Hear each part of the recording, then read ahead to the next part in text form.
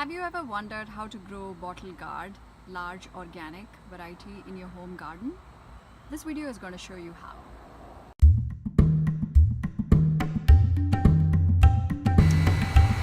So as you can see, I'm in my vegetable garden, which is the favorite part of my house, and among all the produce that we've had, tomatoes, cucumbers, peppers, eggplants, bottle gourd has been my favorite this year.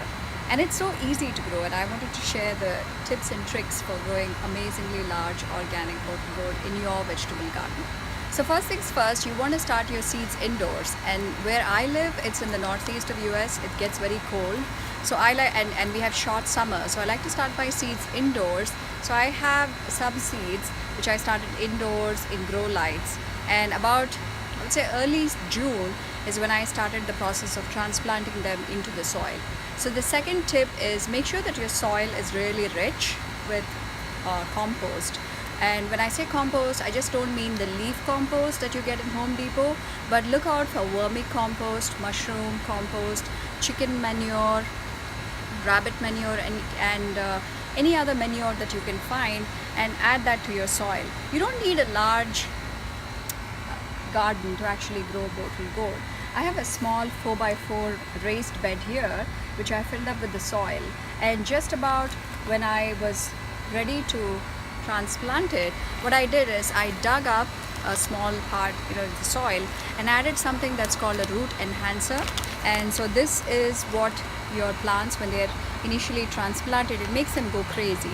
And I'll post a link to this in the video, but make sure to add that in at the bottom of the soil, and then put in your new seedling if you have already gotten from the garden center or if you're growing indoors. The third tip is make sure you have vertical supports already lined up when your seedlings are about to grow. So in my case, what I took was I took a fence and just hung it up from my deck. So I have two fences, and what you see is bottle gourd just loves to hang on to anything. So it grows all the way, and I have actually fruits in my deck, so easy to pick. And the third thing is, as the flowers start to be producing, you want to add manure. So what I like to add is, again, I grow organic, so I like to add fish fertilizer. I also add rabbit manure from time to time. So I dress up the soil with this, and make sure you do this every 2 to 3 weeks for a really good produce, and that makes your bottle gourd really big. And the last one is, if you see a lot of flowers that your bottle gourd plant is producing but really no fruit, the culprit may be bees or the lack of them. And unfortunately, people use chemicals and pesticides, and the bees are really dying off. So in my way, I mean, my part is to do whatever I can for the environment, and that's the reason I like to grow organic. So what you can do is, if you're facing that problem, is to take the male flower and the female flower and just pollinate it yourself, and that's a trick that I have found really, really useful.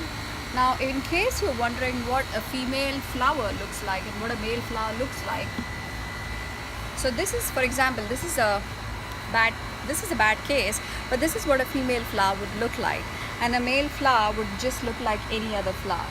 So in this case, if we walk up,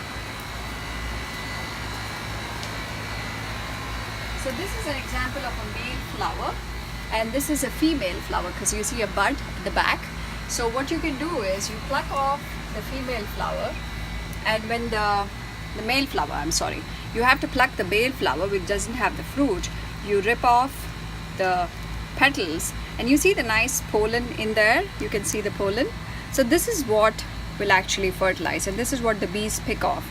So in my case, I'm going to go to the female flower, gently open the tips, and then rub the male against it, and do this pretty much, this pollination, do that every 2 days until you actually start seeing nice big fruits.